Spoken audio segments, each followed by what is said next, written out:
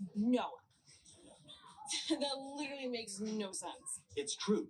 And it's not just me. He's been going around telling all the guys not to ask you out for a while. आज की video बहुत special है क्योंकि आज हम एक नहीं, दो नहीं, तीन भी नहीं, 8 इंग्लिश के फ्रेजेस सीखने वाले हैं जो कॉमनली यूज किए जाते हैं। और ये वीडियो वैसे भी रिक्वेस्टेड वीडियो है। बहुत सारे स्टूडेंट रेपिटेटिवली कमेंट कर रहे थे कि मैम इंग्लिश की मूवीज और सीरीज भी फिर से लेकर आइए। एंड फिर हमने एक पोल किया था जिसमें हमने 4 मूवीज के ऑप्शन दिए थे, जिसमें से सबसे ज्यादा वोट आपने इसी मूवी को दिए हैं। तो चलिए बिना देरी के आज का सेशन हम शुरू कर लेते हैं।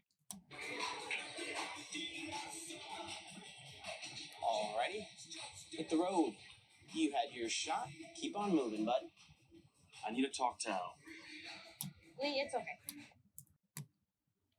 अगर आप लोगों ने ये मूवी देखी है तो यू नो द कॉन्टेक्स्ट, अगर नहीं देखी है तो let me give you a brief.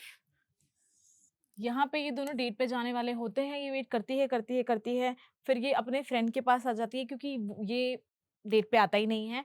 And इसीलिए अब इसका फ्रेंड प्रोटेक्ट करने के लिए उसे बोल रहा है कि भाई ठीक है, अब क्यों आए हो तुम, जब तुम तब नहीं आए जब तुम्हें आना चाहिए था। तो फिर ये कह रहा है ऑल राइटी मतलब कि ठीक है।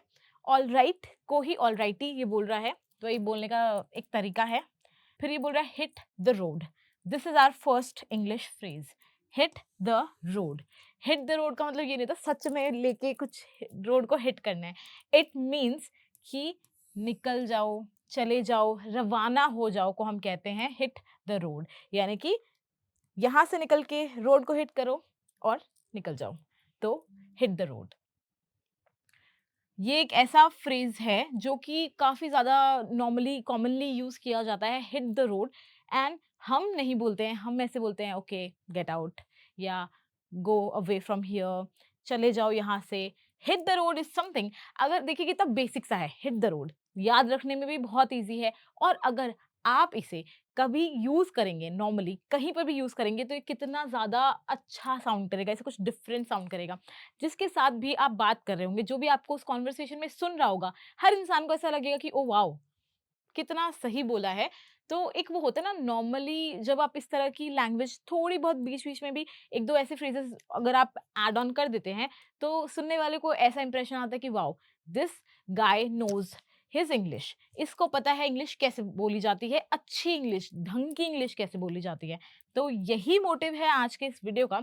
इंग्लिश सिर्फ इंग्लिश सीखना नहीं है, ऐसे इंग्लिश के फ्रेजेस सीखना है जो नॉर्मली मूवीज में कैजुअल इंग्लिश में नेटिव स्पीकर्स बोलते हैं। अब भी कह रहा है यू हैड योर शॉट। देखिए वीडियो की शुरुआत से ही बिल्कुल टाइम वेस्ट नहीं कर रहे, शुरू से ही हमने शुरू कर दिए हैं हमारे फ्रेजेस सीखने। You had your shot. अब शॉट का मतलब ये नहीं है कि गन शॉट की बात हो रही है या दवाई वाले शॉट की बात हो रही है या वो वाले शॉट की बात हो रही है। बात हो रही है यू हैड योर शॉट का मतलब क्या होता है। यू हैड योर शॉट का मतलब होता है कि तुम्हारे पास एक मौका था, तुम्हारे पास एक चांस था और तुमने वो चांस, मतलब चलो वो तो आगे की बात है, पर वो कह रहे हैं तुम्हारे पास एक मौका था, यू हैड योर शॉट। जैसे आपने सुना होगा, हम कहते हैं गिव इट अ शॉट। भाई इसे एक मौका देके देखो, एक ट्राई करके देखो, ट्राई योर शॉट। अब एक अपना लाइक मौका आजमा के देखो, अटेम्प्ट करके देखो, ट्राई करके देखो। टेक अ शॉट, ये इन सब का मतलब क्या है कि भाई चांस लेके देखो, मौका देके देखो, आजमा के देखो, अटेम्प्ट करके देखो। तो शॉट का मतलब होता है मौका। तो you had your shot, he has a shot, इनका क्या मतलब होता है कि तुम्हारे पास मौका है। अब क्योंकि ये कह रहा है यू हैड योर शॉट यानी कि तुम्हारे पास था, अब वो आया नहीं तो मौका इसने गवा दिया, इसलिए हम कह रहे हैं हैड। अगर हम कहते हैं यू हैव योर शॉट यानी तुम्हारे पास एक मौका है। अभी कह रहा है कीप ऑन मूविंग बडी। अब देखिए 3 लाइनें और 3 लाइनों में 3 फ्रेजेस। ये है हमारा third phrase, keep on moving. Keep on moving का मतलब है जैसे हमने कहा हिट द रोड, निकल जाओ, कीप ऑन मूविंग भी इसी चीज को इंडिकेट करने के लिए बोलते हैं, क्योंकि ये गुस्से में है तो इससे पहले से बोला कि हिट द रोड, चले जाओ, फिर से बोला तुम्हारे पास मौका था, अब चले जाओ भाई, अब निकल जाओ। कीप ऑन मूविंग जनरली कौन यूज करता है? जैसे पुलिस है, गार्ड्स है, कोई इरिटेटेड इंसान है, अनॉयड इंसान है, तो वो कहता है कीप ऑन मूविंग, चलते रहो। जैसे हमारे यहाँ पे नहीं बोलते चलते रहो भाई, चलते रहो, आगे बढ़ो आगे बढ़ो, तो like that, keep on moving, चलो चलो चलो। बडी, दोस्त, आगे चलो। तो फिर ये कह रहा है I need to talk to L, मुझे एल से बात करनी है। आई नीड टू यानी कि मेरे को करनी है उससे बात। इस लड़की का नाम एल है, तो ये कह रहा है मुझे एल से बात करनी है। तो ये इसे बोल रही है ली इट्स ओके, ली छोड़ो कोई बात नहीं, मैं बात कर लूंगी, इट्स ओके, जाने दो। ठीक है, तो हम फर्स्ट ही डायलॉग में 3 फ्रेजेस देख चुके हैं। इन फ्रेजेस को आप देखेंगे तो बहुत ही नॉर्मल से कॉमन से हैं, बट इन फ्रेजेस का इम्पैक्ट बहुत अच्छा होने वाला है। तो आप इनको जल्दी जल्दी से ध्यान में रख लीजिए, और नेक्स्ट टाइम जब भी काम आए, जब भी ऐसी सिचुएशन आए, तो इन्हें जरूर यूज करके देखिएगा। आपका कॉन्फिडेंस लेवल अलग होगा और आपका इंप्रेशन और भी अच्छा होगा।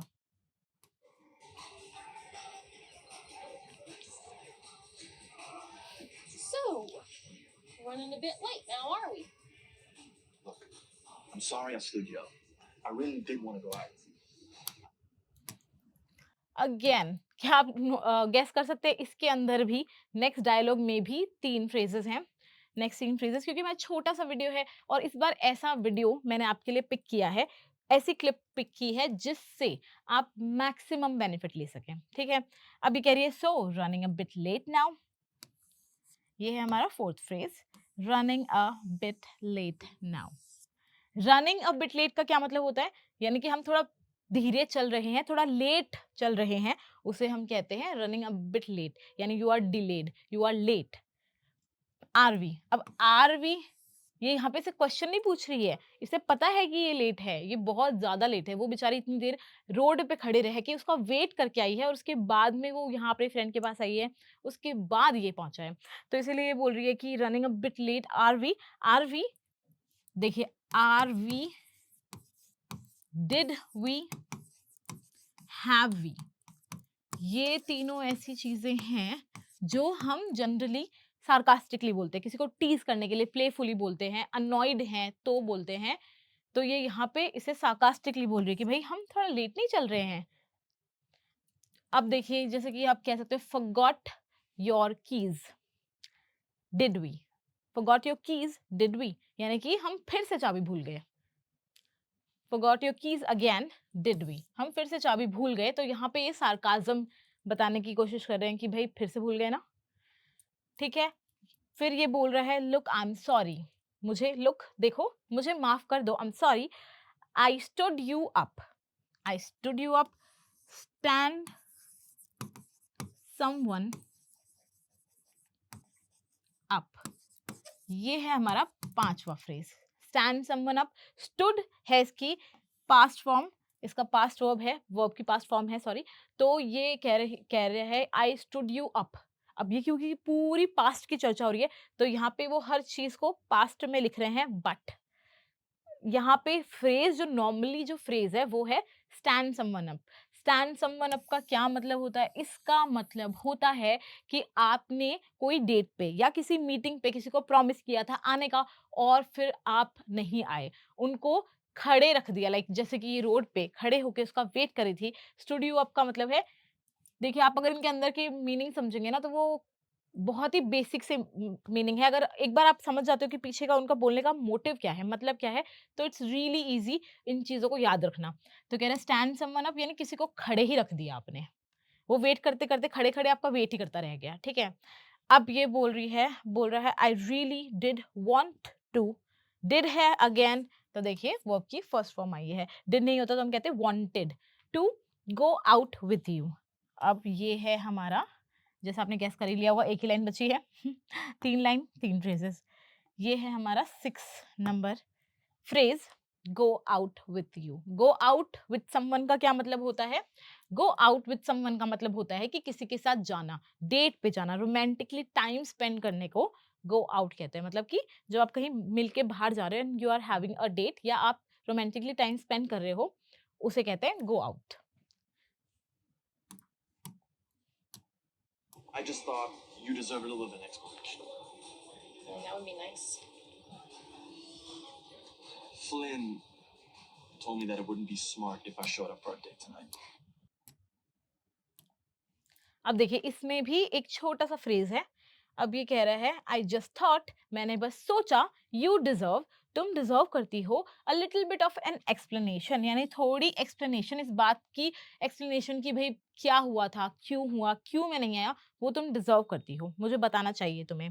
तो ये कह रही है that would be nice, that would be nice, अच्छा होगा अगर तुम मुझे बता दो कि क्या कारण था कि तुमने मुझे इतना वेट करवाया। तो ये बोल रहा है फ्लिन, एक और लड़का है, मेनली शो का हीरो, आप समझ ही रहे होंगे, टोल्ड मी, ने मुझे कहा, दैट कि इट वुडंट बी स्मार्ट, ये स्मार्ट नहीं होगा, if I showed up, show up, ये है हमारी सेवेंथ, ये है हमारा सेवेंथ फ्रेज। शो अप का मतलब क्या होता है, कहीं पे पहुंचना, कहीं पे जाना, कहीं पे आना, वो कहते हैं शो अप, यानी आप सामने वाले बंदे को दिख रहे हो, आप वहां पे पहुंचे तभी तो आप उसे दिखोगे, तो इसीलिए शो अप का मतलब होता है कहीं पर आना। तो ये कह रहा है कि अगर मैं डेट पे आया तो अच्छा नहीं होगा, इट वुडंट बी स्मार्ट, ये एक स्मार्ट चीज नहीं होगी, if I showed up for our date night, अगर आज की हमारी जो डेट है उस पे मैं पहुंचा तो ये एक स्मार्ट चीज नहीं होगी, बेसिकली उसे धमकी दे रहा है कि भाई अगर तुम स्मार्ट इनफ हो तो तुम ये काम नहीं करोगे। Noah. That literally makes no sense. It's true. And it's not just me. He's been going around telling all the guys not to ask you out. For a while. All now.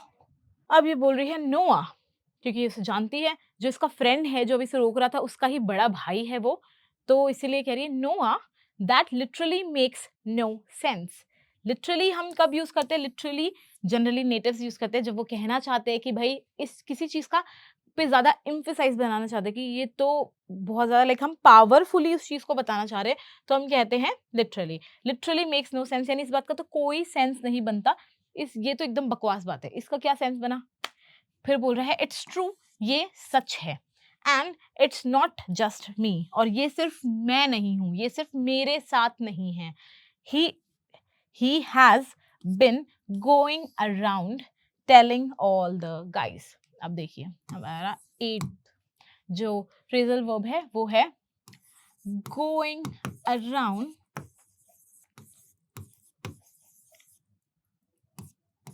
Telling all the guys। अब ये है हमारा next phrase, जो ये कह रहा है he is been going around, वो गोइंग अराउंड यानी कि वो जगह जगह जा रहा है और वो सबको कह रहा है। गोइंग अराउंड का मतलब है कि कोई चीज को जब बार बार किया जाता है, आप रेपिटेटिवली कोई चीज को कर रहे हो, तो उसे कहते हैं गोइंग अराउंड एंड टेलिंग। तो गोइंग अराउंड वो जा रहा है, एंड टेलिंग कह रहा है ऑल द गाइस, सारे लड़कों को कह रहा है not to ask you out, ask someone out.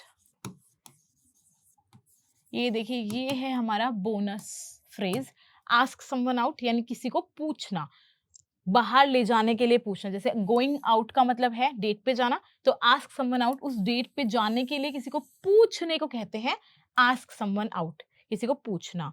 For a while now, for a while यानी कि अब इस चीज को समय हो गया, काफी समय से वो ये चीज कर रहा है कि सब लोग को जाके बोल रहा है कि तुम उसको डेट पे मत पूछना, उसके साथ रोमांटिकली इन्वॉल्व मत होना। What?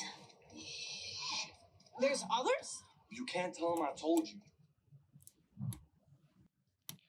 अब ये एकदम शॉक में कि अच्छा ये इसने पहली बार नहीं किया है, he is been doing that for a while now, वो ऐसा कर रहा है और बहुत बार कर चुका है। तो कह रही व्हाट, इसके शॉकिंग रिएक्शन आए हैं। अब भी कह रहा है शिट, इसे ये बात नहीं बतानी थी पर इसने गलती से वो गलती, क्योंकि आप इसके मुंह पे देख रहे होंगे कि चोट के निशान है वो भी उस नोआ ने ही मारा है, तो वो काइंड ऑफ सारे लोग उससे डरते हैं, वो काइंड ऑफ अ बुली है, तो इसीलिए। तो फिर बोल रहा है, ये बोल रही है देयर्स अदर्स, वहां पे और भी लोग, लाइक ऐसे और भी लोग हैं जिनके साथ उसने ये किया है। तो फिर बोल रहा है you can't tell him I told you, तुम उसे नहीं बता सकती तुम उसे नहीं बता सकती। आई टोल्ड यू कि मैंने तुम्हें ये बात बता दी है, ये तुम उसे नहीं बता सकती। So we are at the end of the video. आपको वीडियो कैसी लगी इसका फीडबैक आपको देना है। ऐसे ही और अगर आपकी रिक्वेस्ट है तो वो भी आप हमें कमेंट करके बता सकते हैं। आपको वीडियो अच्छी लगी, जो लगी ही होगी, तो वीडियो को लाइक कर दीजिए और चैनल को तो सब्सक्राइब आपने कर ही दिया होगा, नहीं किया है तो फटाफट से कर दीजिए ताकि आपको ये एंटरटेनमेंट प्लस एजुकेशन का डोज रोज मिल सके। हम आपसे मिलते हैं नेक्स्ट सेशन में, तब तक के लिए good bye and thank you.